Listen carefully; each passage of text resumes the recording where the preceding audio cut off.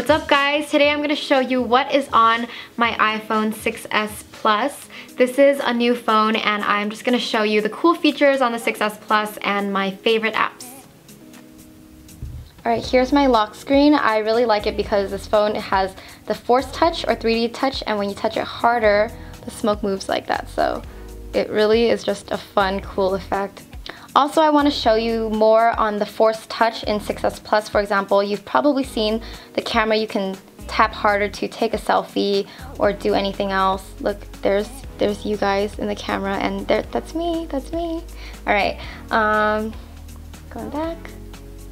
You can also do this to Instagram. So you tap Instagram harder. You could go a new post, view activity, search, direct. So let's go to view activity, and yeah. Some cool activity going on.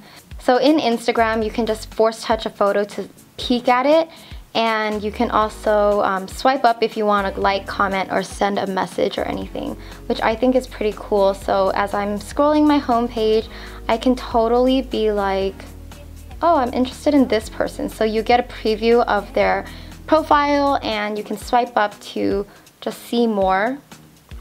I know that the 3D Touch is really new, so I can't wait for other apps to incorporate it. For me, it's just really fun to just like touch hard just to get a preview of someone's profile without clicking into it. If you want to click into it, I think you just touch it harder and you go in. So yeah.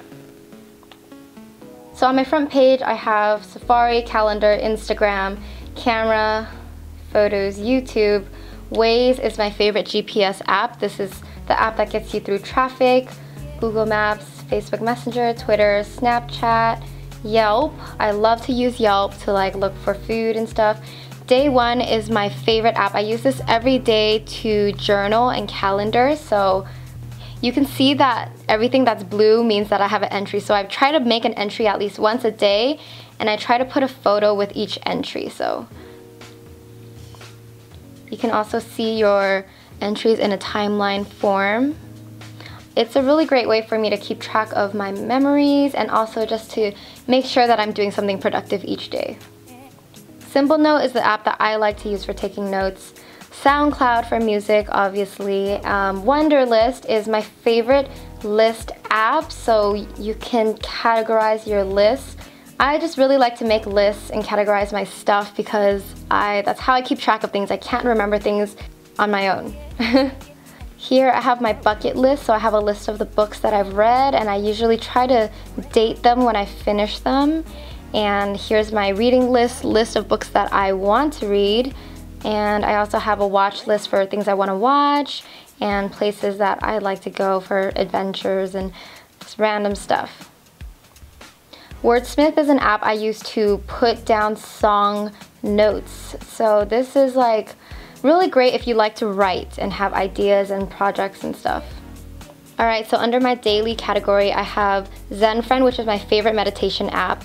Meal Logger, whenever I eat a healthy meal or make a smoothie, I would take a photo. I actually haven't used this in a while, but basically, I just like to keep track of the green smoothies I make. I don't know why. Coach Me is an app to kind of check off the habits that you do for the day. So for example, if I meditate, go to the gym, or write morning pages, I can just check it off for the day. I haven't updated this in a while, but if you guys are interested in keeping track of your habits, that's a really good app, Coach Me. Clue is a great period tracking app. I highly recommend that, and then I just dump the notes and reminders in there. Social, I have my socials, WeChat, WhatsApp, full screen app, Pages, Facebook, FaceTime. I put Facebook in this little folder so that I don't check it as often as I check other things. I just don't want to get too distracted. Alright, on page 2, I just have some generic Apple stuff. I have Mint, which is the app that I use to keep track of my finances and money stuff. In photography, VSCO is probably my most used filtering app, and it's super popular. I'm sure you guys heard of it. I don't really use everything else that often. Most of the stuff are miscellaneous apps that I do need. Podcasts, I listen to some podcasts. This is a new app that came with this phone, so I'm just gonna check it out. Bitly, I use this to shorten my links. Google Translate does come in handy quite often because I travel a lot, and sometimes I just have to translate Chinese stuff. Amazon Photo is my favorite app to just upload my photos to the cloud. Really, once you open it, it will automatically upload your stuff through Wi-Fi. Right now, I guess I'm not on Wi-Fi, but when I am on Wi-Fi, it uploads and I can keep track of everything online. So the last page I rarely go to. The first row are Apple apps that are pretty cool to use. iBooks, I usually read on my iPad, but if I do not have my iPad with me, I can just read on my iPhone. And this is big enough that it's comfortable to read on. GarageBand is really fun. I've played with that. I haven't played with the rest yet. And these are just necessary apps. Uber, Venmo, PayPal, Google Drive. I work off Google Drive. Everything is on that. Most importantly, my dock at the bottom. These are the apps that I use most often. So phone, obviously. Inbox is my mail app. This is Inbox by Google, and I really like this app because it keeps your inbox really clean, and it's just a really cool interface. And you can also swipe to archive emails and swipe to snooze emails as well, and I really like that. Messages for texting, and my favorite app of ever, Spotify, because this is where all my music comes from and this is where all my life comes from. But yeah, you guys feel free to follow me on Instagram at Lavendaire, also on Twitter and Snapchat Lavendaire. Alright, I hope you enjoyed that little tour. If you guys have any favorite apps that you'd like to recommend, definitely comment them below because I love discovering new apps. Thanks for watching, and I will see you guys next time. Bye!